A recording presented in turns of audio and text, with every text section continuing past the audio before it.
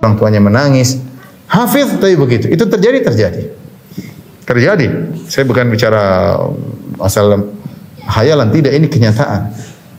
Terdapati seorang anak hafal Quran berkelahi sama bapaknya.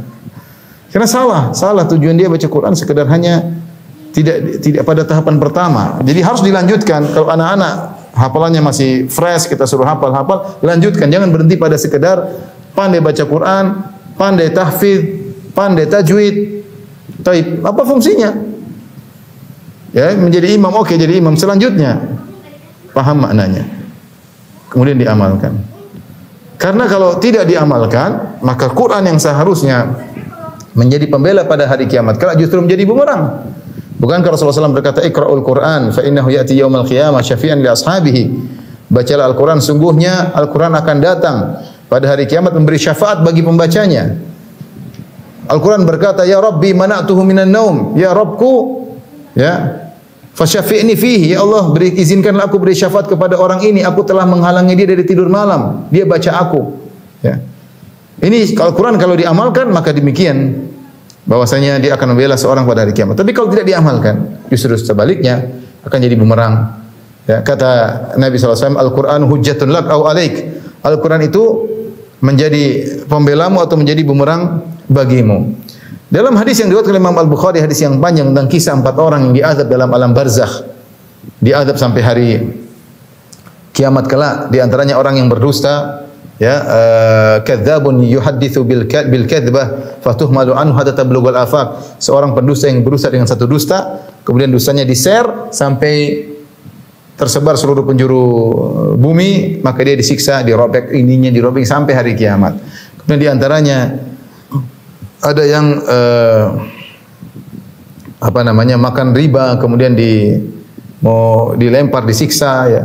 Kemudian ada pezina yang kemudian dimasukkan dalam tanur. Salah satunya kata dikatakan kepada Nabi, "Walladzi ra'aitahu yushdahu ra'suhu." Dan yang kau lihat wahai Rasulullah, yang disiksa di mana kepalanya dipecahin. Kepalanya dipecahin, hancur. Kemudian yang memecahkan gelinding batunya. Kemudian dia ambil batunya, ketika dia balik kepala orang itu kembali lagi, dihancurin lagi.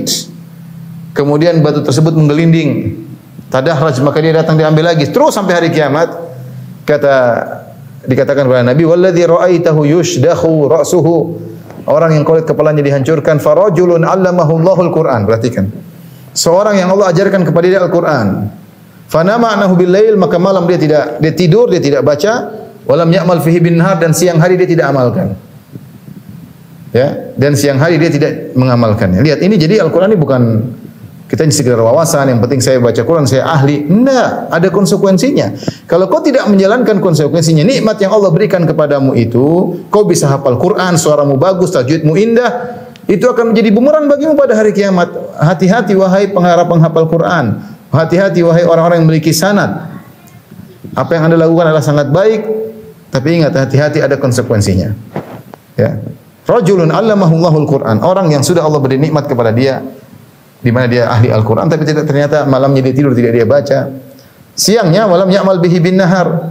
Siangnya walam ya'mal fihi bin nahar. Siangnya dia tidak mengamalkannya, maka dia akan disiksa di alam barzakh. Jadi inilah yang perlu kita perhatikan. Adapun maksud Hudzaifah radhiyallahu anhu, ya ma'syaral qurra, kalau kalian istiqamah, kalian akan maju sangat jauh. Maksudnya Al-Qurra beda. Al-Qurra, saya katakan Al-Qurra zaman dahulu, zaman para sahabat, mereka pasti faqih. Mereka pasti berilmu tentang sunnah.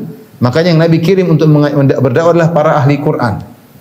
Beda dengan qurra zaman sekarang, ya, yang di antara mereka ada yang alim, di antara mereka ada yang tidak alim, ya.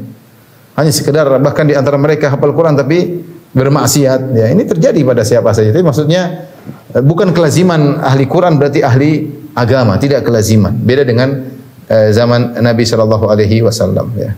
Oleh karena dalam riwayat disebutkan sebagian sahabat, tidaklah kami belajar 10 ayat sampai kami memahami maknanya dan kami mengamalkannya. Para sahabat kalau belajar Al-Quran seperti itu. Mereka belajar ayatnya, mereka hafalkan, mereka pahami maknanya dan mereka amalkannya bertahap. Kata Hudzaifah, "Fa in akhadhtum yaminan wa shimalan." Kalau kalian mengambil jalan kanan, jalan kiri, hati-hati, karena harus di atas jalan Nabi. Sebagaimana tadi saya sudah sebutkan perkataan Ibnu Hajar rahimahullahu taala dalam Fathul Bari, siapa yang istiqomah di atas jalan Nabi, tidak mengambil jalan kanan, jalan kiri, maka dialah yang selamat. Kalau mengambil jalan kanan, jalan kiri menyimpang, maka kalian telah sesat dengan kesesatan yang jauh. Artinya apa? Kalau ada ahli Quran tersesat, maka dampaknya lebih buruk lagi. Dampaknya sangat buruk. Karena dia menjadi sorotan, orang ahli baca Quran, orang disangka orang alim kemudian sesat. Subhanallah. Dan itu bisa terjadi. Subhanallah, sudah terjadi.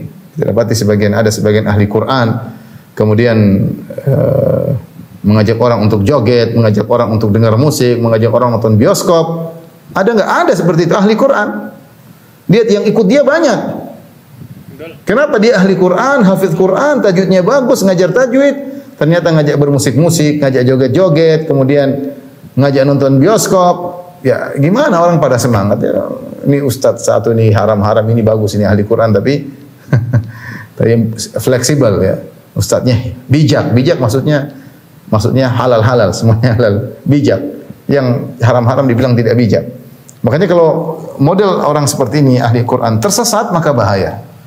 Maka dikatakan fa in akhadhtum yaminan wa shimalan, kalau kalian wahai ahli Quran ngambil kanan ngambil kiri tidak lurus, laqad dhalaltum dhalalan ba'ida, maka sesungguhnya kalian telah sesat dengan kesesatan yang nyata ya.